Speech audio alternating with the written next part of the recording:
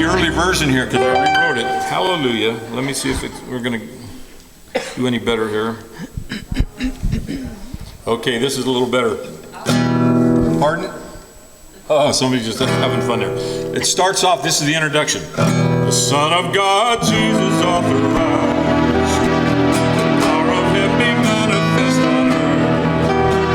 And be his body guided by our hand. And proclaim, we will say what we hear you say. We will do what we see you do.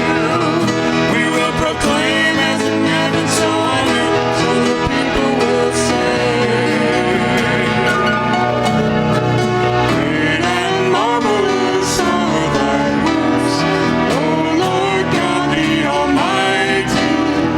Righteous and true are thy ways, O thou King of the nations. Who will not fear, O Lord, and glorify thy name? For thou alone art holy, thou alone art true. For all nations will come and glorify thy name.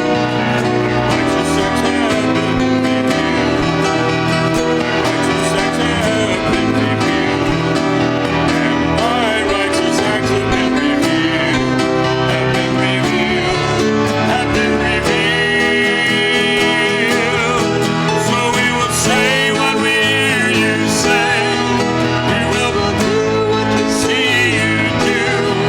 We will proclaim as in heaven on earth, so the people will say. Great and marvelous are thy works, O Lord God the Almighty. Righteous and true are thy ways, O thou King of the nations. Who will not fear, O Lord, and glorify thy name? For thou alone art holy, thou alone art true. For all nations will come and glorify thy name. For their righteous judgments are made manifest. For their righteous judgments are made manifest. And thy righteous acts have been revealed. Have been revealed. Have been revealed.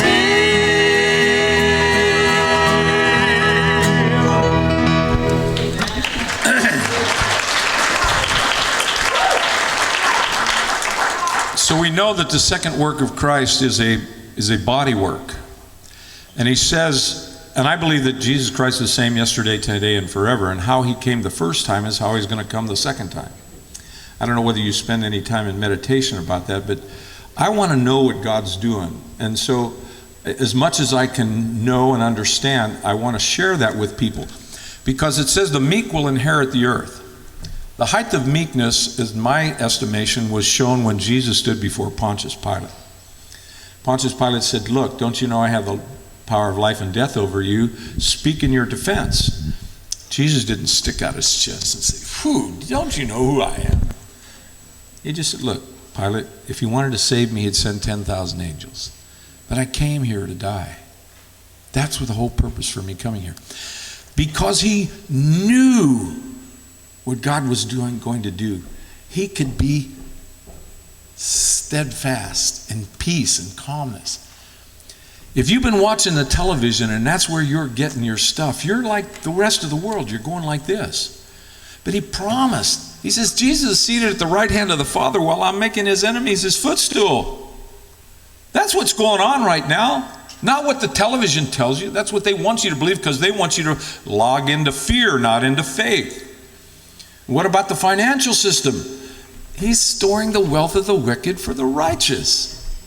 These are truths that we just need to lock into our heads so that we can, and so we get to be the ones to do this. It says, for thy righteous, there was two interpretations. The very last verse in Revelations 15.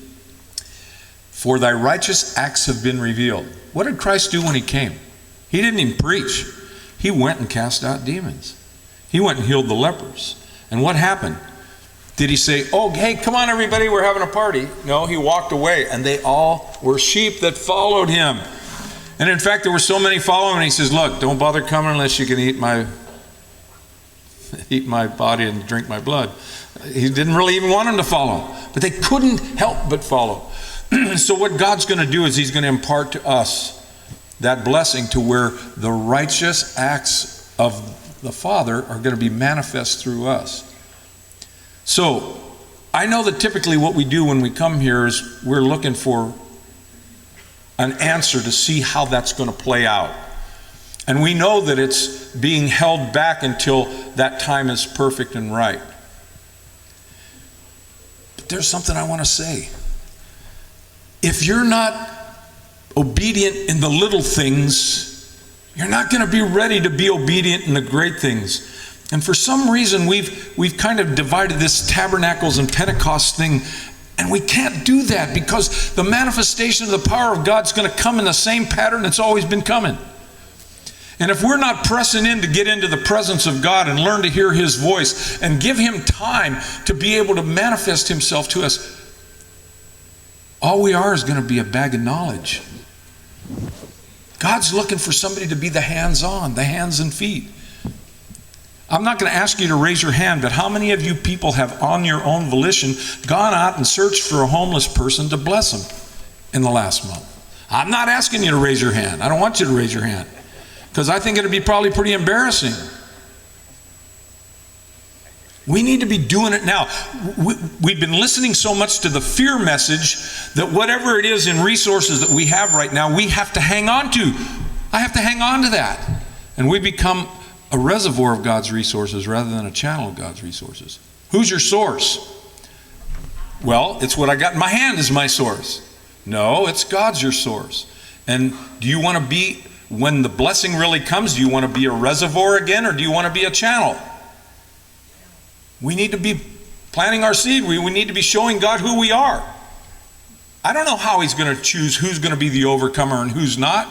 But boy, I'll tell you, when I look in the mirror, there's a whole lot of me that doesn't look like Jesus. And doesn't act like Jesus. And is pretty scared sometimes, and he's focused on himself. He's not focused on, I'm in your midst always, and you can minister to me every day. Go find me. Go seek me out and minister to me. I'm going to sing one more song that the Lord, sure how it came first. Want